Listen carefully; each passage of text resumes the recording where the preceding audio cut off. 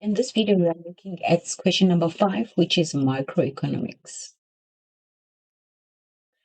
This question has two parts. It is the main part, which is 26 marks, as well as the additional part, which is 10 marks. The entire question is made up of 40 marks, and you're expected to spend 40 minutes. Now, let us dive deeper and see what are this question. The main part says, discuss in detail the causes of market failure. And then the additional part of this essay question says, analyze the impact of the minimum price in the economy. So now, when we are talking about the impact of the minimum price, we need to look at both the positive as well as the negative. If you have been following me for a while, you recall that I always say if the question asks about impact, it means you need to look at good and bad things, not only the good or the bad. So what's going to happen next? In this video specifically, we're going to look at the main parts, which is the first part that comprises of 26 marks. And we'll be diving deeper to discuss in detail what causes the market failure. There are a number of things that causes the market failures, and we are going to look at them more in detail. Now, I'm going to take you through the solution and we'll go through it together. As we go through the solution, I will be discussing to you why those points were raised in each of the points that we'll be looking at. As I've said in the past, when it comes to essay, you need to have the introduction where you attract the reader or you discuss the main concepts that will form part of your main body or your essay. And then you need to have the main part. In this paper, we have main parts and the additional part. So the main part is where we discuss in detail the causes of market failure. And then the additional part is where we analyze the impact of minimum price in the economy. As I've already stated, in this video, we are going to be looking at the main part, and the subsequent video will be looking at the additional part. Now, let us look at the introduction. The market failure is when the forces of supply and demand fails to allocate resources efficiently, when the market fails to allocate goods or services efficiently. So what does that mean? When can the market fail? The market fail mainly because the demand and supply does not match. So what does that mean? It means that either the producers, they are producing more resources which the consumers cannot buy, or they are not buying. Alternatively, it could mean that the producers are producing little products and consumers, not all the consumers are able to get that product. It means now there is a mismatch in the demand as well as the supply of good. So who basically supplies the good? It is the manufacturers and the producers, and the consumers who demands the goods or needs the goods are labeled as consumers because they demand those certain products that are produced by the suppliers. So if then there is inequilibrium, then it means that we're going to find the country or the economy being in the market failure. Now let us look at the main part. So what causes those market failures? Externalities.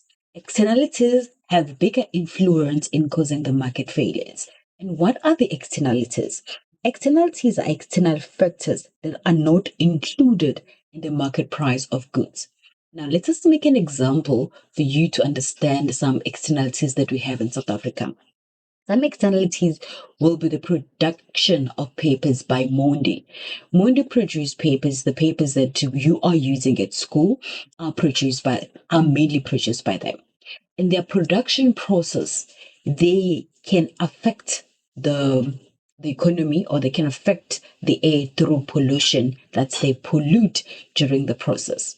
So that pollution might not be factored in the prices of the papers they are selling to the public. You might feel like the papers are well priced, but you do not consider that in the economy it causes the pollution.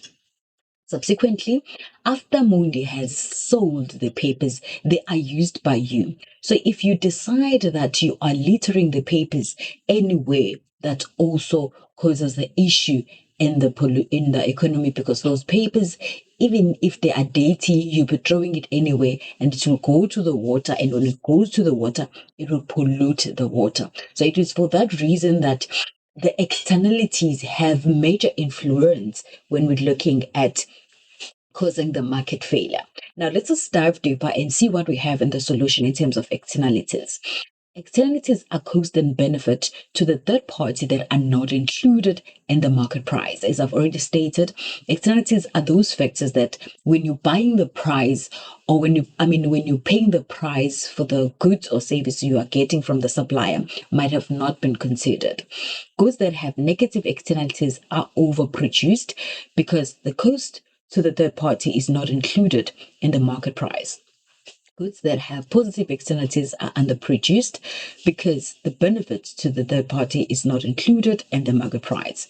Externalities are the cost and benefits spillover effects or third party effects that converts private cost and benefit into the social cost and benefit. Again, you need to understand what is the social cost as well as what is the private cost. So, when you're talking about the private cost, we are talking about the cost that are generally priced by the private entities. It will be cost, for example, that you will normally incur when you're going to buy the price of ticket. So when you're buying the price of ticket, you're expected to pay the price for it. So it has the private cost. And then we're talking about social cost. Are those costs that are generally free or anyone can benefit from them? It will be cost like your street light. When you're talking about the street light, you don't pay for street light directly. There are people that might pay them, but there are people that are consuming the street light for free. So then they become social cost.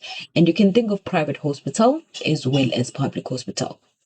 The public hospital, the people that are getting or consuming the health benefit for free. And when we go to private hospital, those costs are paid by the people that are consuming them. So these externalities, looking at it collectively, they can cause the market failure in the number of reasons. Now let us look at the basic cost and benefit concept of externalities includes the following. Private costs are the internal costs incurred by consumers and producers when they buy or produce goods and services. And the private benefits are enjoyed by those who buy the goods and those who produce the goods. For example, the family enjoy using the car and the producer sells it at a profit. So this is an example to say the private goods, it comes to, for example, when you decide to go buy the the car, you are going to benefit from using the car because it will take you from one location to the next. However, on the other hand, the seller who are selling this car, it could be a VW, it could be a Toyota, they are also benefiting because they will generate profit out of making the sales. So both the consumer and the seller, they are consuming in this private sale. It is a private benefit because this the consumer makes payment for it, so they do not get it for free. Then, when we're looking at the social cost, what are the social costs? What are the costs that the public incurs as a result of production of the manufacturer or the producer in the country? Are the costs to the individual producer and consumers as well as to the society at large. And the example is the pollution that is caused by the waste products such as tires and batteries as well as oil. So those costs, when they spill over in the public, they cause what we call social cost. It is a cost that the public is incurring as a result of it being produced by other producers in the economy or in the country. No value is given to this extra external cost because no market exists to price them. For example, if there is a pollution, yes, the companies that are making pollution, they will pay pollution tax indirectly. However, that cannot be sold to the public. Though the public is consuming that pollution, though the public will incur some cost because of the consumption of those products or of that pollution. However, that is not priced. They do not pay any price for it. Social costs include both private costs as well as external costs. Social benefits are the total benefits enjoyed by producers, consumers, and the society at large. There could be benefits that are consumed by both the society as well as producer. And let's make an example. When you make an example, for example, of the street lights are used by consumers as well as the producers. So when consumers are using the street light to do basic, obviously them being on the road, as well as the producers when they are transporting or distributing their products, they benefit on those things. The street lights as well, when they're driving at night distributing their products, the light will be available for free to them. Then social benefits include both private benefits as well as external benefit. So we must not forget that even the services that are delivered by the private owners, they do benefit the public, as well as also there are some external benefits that are received socially without them having to, or without the consumer having to pay for them. Then let us look at the missing market. So what is the missing market? Markets are often incomplete in the sense that they cannot meet the demand of a certain good. As I've already stated at the beginning, that the major effect of the market failure is the supply versus the demand. So what happens if there's a missing market? It means that the suppliers, they are not supplying enough products or service that is required by the demand. And alternatively, or in that way, then we're finding the economy going through the market failure. And then public goods, they are not provided by the price mechanism because producers cannot withhold the goods from non payments, and there is often no way of measuring how much a person consumes. Public good, which include communities and collective goods, have the following features. So now we need to understand what are those public goods where the consumers cannot be limited or avoided from using them, which obviously will cause market failure because those consumers will not be paying for them.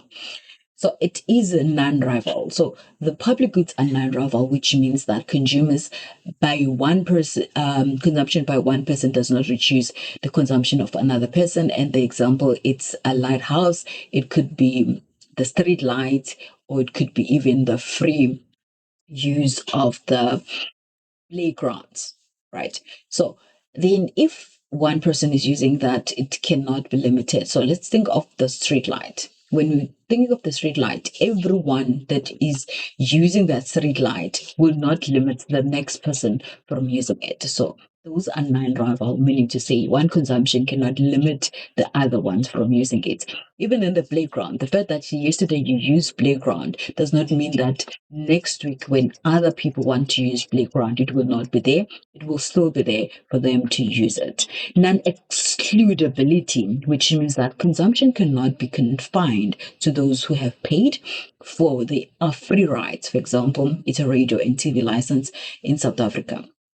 And then non-rejectability, which means that the individuals cannot abstain from consumption on the public goods such as street light. So if you go on the road, you're gonna have to see the street lights. You will have to indirectly consume the street lights, even if you didn't mean to, but because you're just passing that road, the street light will have to be used by you. So it's non-rejectability. And then let's look at Marit's goods. What are Marit's goods? These are goods or services that are deemed necessary or beneficial to the society, for example, education and healthcare. We all know that everyone needs to have a basic education. So the basic education helps you to understand other people better, and it also helps you to articulate in different meetings, different spaces better. Healthcare, if you are sick, you need to get the healthy care. I believe that you have once used certain kind of medication, either when you were younger, when you need to go for your 6 months injection, yearly injection. So in that case, you're using healthcare services. So these are Merit's goods everyone in the public or in the society need to have access to. These goods are highly desirable for general welfare, but not highly rated by the market, therefore provide inadequate output or supply. Even though people knows that they need education and health care, it is generally not well priced in that way. Then, obviously, what also is important, these goods are highly desirable for general welfare, but not highly rated by the market, therefore, provide inadequate output or supply.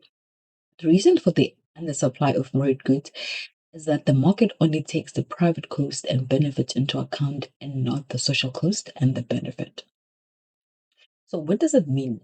Just think of you when it comes to education and healthcare, especially that you receive for free.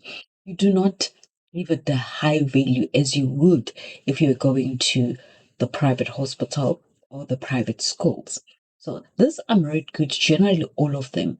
However, the public or the consumers of the social or the one that aren't really paid for, they do not give it such greater value as the one that are privately provided to them. So it is for that reason that because the high percentage of people are consuming education and healthcare, they are receiving it at free, at no cost or lower value. They end up not adequately putting the price on it. Therefore, it looks like it's under supply of merit goods. And then let us look at the demerits goods. What are demerits goods? Demerits goods are goods that people shouldn't be consuming, but they are giving it a greater value. It is goods like your cigarettes as well as alcohol. Those consumption are even discouraged by taxes by government because those are kind of good they shouldn't be consumed, but they are consuming more. When we're talking about merits goods, more people should be going for those things. Everyone should be graduating every year. Everyone should be going to school. However, it is not at the level expected. But when we're talking about demerits goods, even the industry of these demerits goods is doing so well because people really are giving it value to the supply. So these are goods or services that are regarded as bad or harmful for consumption. Hence, we should use less of this. For example, it is alcohol as well as cigarette. Demerits could lead to a lot of social cost. Therefore, the government charges sin tax or exercise duties to discourage the consumption of such goods. The market tends to oversupply merits goods. Some consumers may be unaware of the true cost of consuming them. Now, let's just understand the demerit goods. Demerit goods, you find them everywhere. If I live here and I'm going to, for example, to check for, let's say, alcohol, it will require me to not travel more than 10 kilometers. And then I will have access to it. But when it's come to schools, when it's come to hospitals, it doesn't matter whether private or public hospital, I would have to drive for a long time before I can even get to where I can get a hospital. So now do you understand what we mean, right? These are oversupplied. However, they shouldn't be consumed. So the government is even charging the sin tax on this supply. And there are a number of reasons the sin tax has to be charged. Some of the reason the sin tax need to be charged is because of the fact that there are costs that these products are causing to the public, which you might not be aware of. Most of the number of accidents in the country are caused by the consumption of alcohol. For the reason those costs might not be featured in the alcohol directly, however, it is causing a lot of cost that is incurred by the government in the public hospital due to the use of alcohol. Lack of information. Market do not respond to changes in consumer demands if resources cannot be easily reallocated due to lack of information. Just a second. Oh man.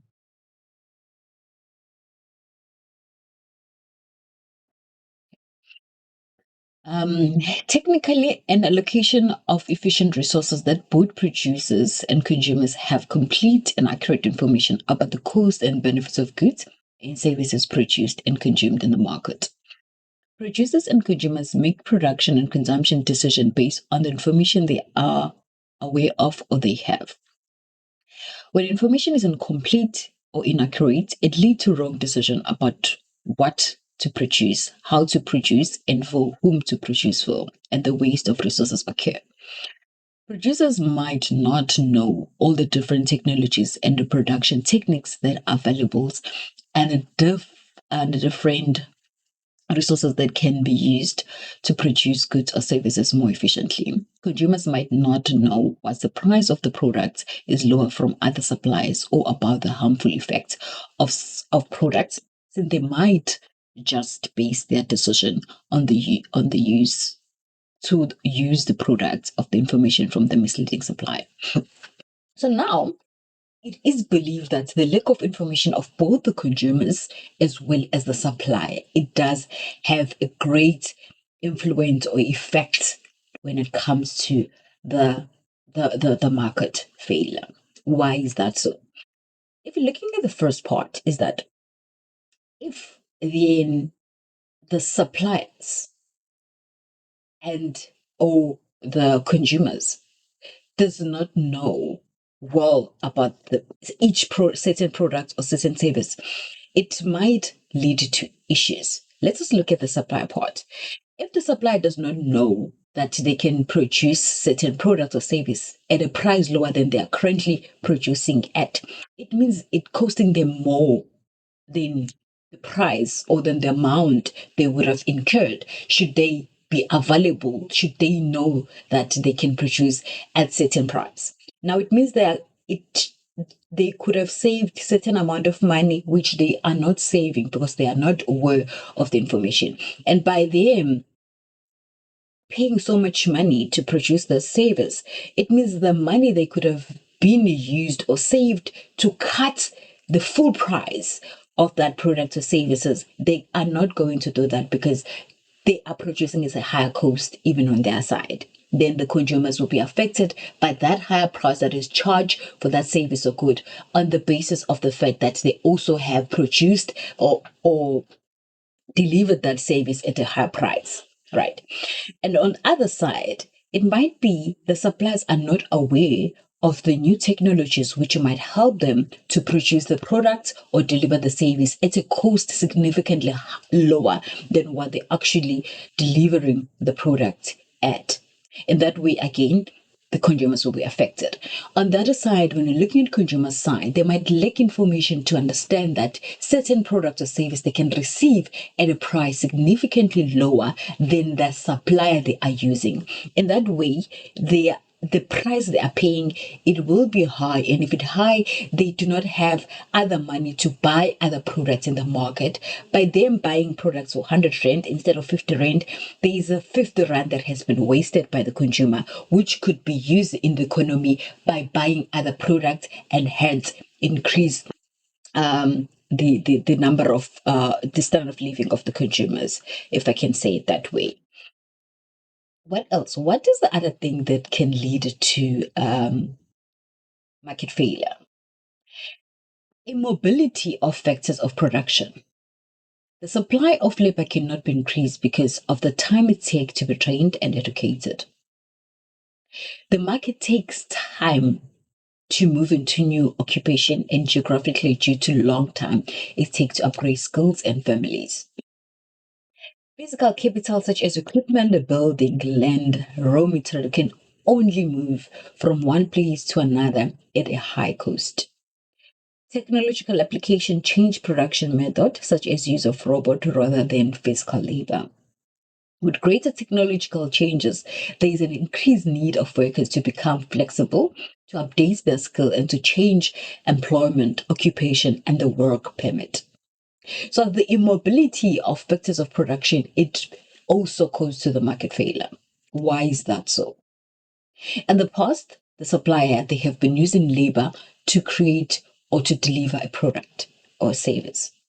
However, now, because of robot, they need to change. Changing to robot, some robot might be effective in one industry, but not in the other. So when the supplier, they move to the new robot and it turns out not to be effective, it means that they've spent so much money, and the money they've spent on buying robots which they cannot use in their industry, it is cost for the business. So that has been a wastage of resources or of money by going ahead and buying the robot when they didn't have to. So it causes market failure because now there is a wastage in the market. That money could have been used to pay the laborers, but now it was used to buy the robots, which aren't working for that industry in particular. What is the other problem that we have? It's this issue of the supply of labor. There might be issues in some industry to get the supply or to get the labors they need because those labor might not be skilled enough to do the work. In order for them to use them, they first need to train them and educate them. So by not having the skills required to produce certain product or to deliver such service or certain service, it leads to the market failure because those products or that service cannot be delivered because there's no one or there is insufficient number of people that can deliver the product or produce the product.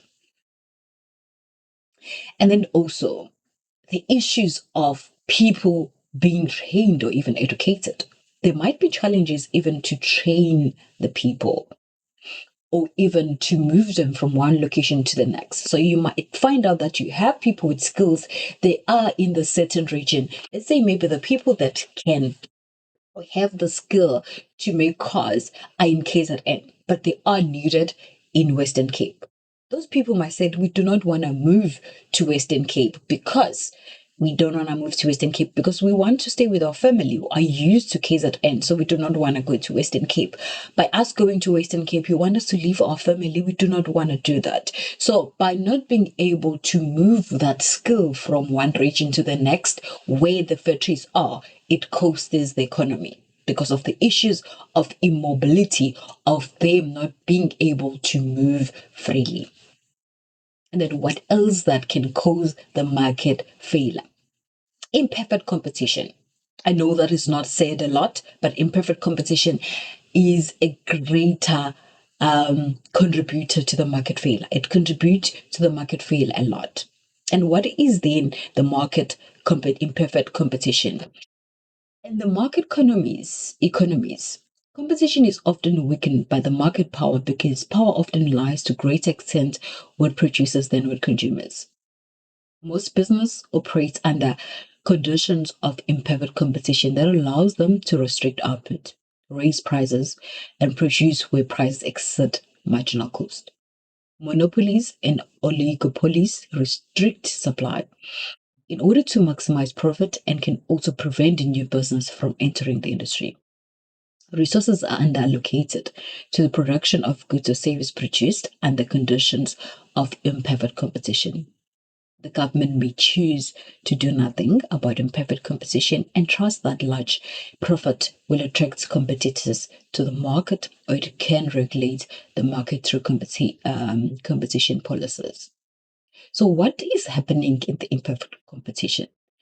In the imperfect competition, think of ESCOM. ESCOM, they decide the price they can charge. If they want to increase the price of electricity by 20%, they can do so because we all need electricity for the number of reasons. I need electricity to charge my phone. I need electricity to heat my geyser. I need electricity to cook. So even if ESCOM decide to raise the price of electricity, I will still be bound to go and buy electricity. So that causes imperfect competition because now the supply is charging the price they want and you cannot do anything about it. And then unfortunately, government is not doing anything to assist us because the number of suppliers are not available to give us electricity. Yes, there are companies that are providing alternative. However, they are not as big as ESCOM, which keep ESCOM being the monopoly in the country that provide us electricity. So when we talk of imperfect competition, I want you to think of ESCOM. It says yes, ESCOM is given an opportunity to provide the electricity at a price they wish, and no one can afford to pay that price because they need electricity. Now, what else? What is the other thing that resulted to market failure? Imperfect distribution of income and wealth. So, what does that mean to you?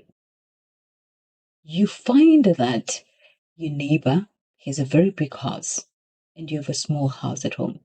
That is because the income and the wealth that they have is not similar to you. And let's just make another example. You have township and suburbs. People staying in suburbs, they generally have more money than you or than your family based on the fact that they have better wealthy and better income than you. And that, in fact, incurs the failure in the market because they are able to buy way more than what you can buy. And on the other side, your family who is in the lower brackets, they are not able to buy as much as they would wish to buy. So, imperfect distribution of income and wealth. The shortcoming of market system is that it is neutral in the issue of income distribution. If the initial distribution of income is unequal, the final distribution will also be unequal. Hence, the market is failing. Unequal distribution of income is caused by varying skill levels and ability to produce output. The market fails to ensure that everyone gets equal access to the output of the economy. Too many of the resources often to produce output for the rich and too few for the poor. So then what happens if the income is not the same? You find out that in the places where people have money, in the places where wealthy people are located, there will be a lot of resources available to them. However, when we go to the places where people who doesn't have money or in the lower tax bracket, there are no resources. I want you to understand, for example, think of the urban areas as well as the rural areas. In the urban areas, you find a lot of hospitals, for example. However, when you go to rural areas, there are no hospitals. It takes time for people that are staying in rural areas to find the places where they can get hospitals. Whereas when it comes to on the other side, people are staying in urban areas who have better money, more wealth, and more income. They can easily access those resources. It's the same thing with schools. You find better schools in the urban areas, while when it comes to rural areas, you find little or no services. So it is for that reason that we find ourselves in the economy where it's failing because of the wealthy distribution. People are earning more, they are given better opportunities and better advantages than people who doesn't earn money or even depend on social grants.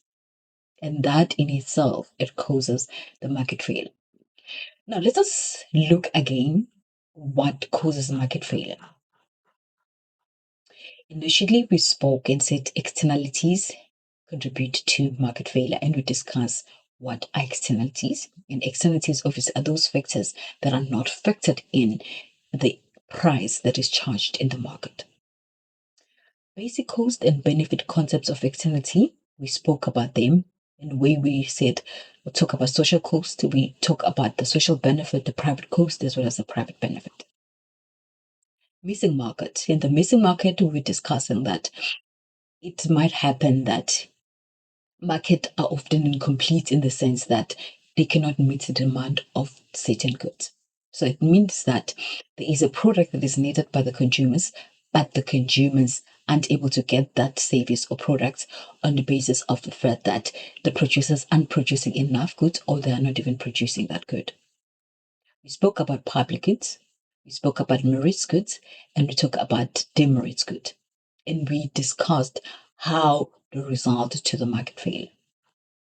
The lack of information. If the consumers or supplier do not have sufficient information about producing or buying certain products or services, it does cause to the market failure. We explain how it causes the market failure.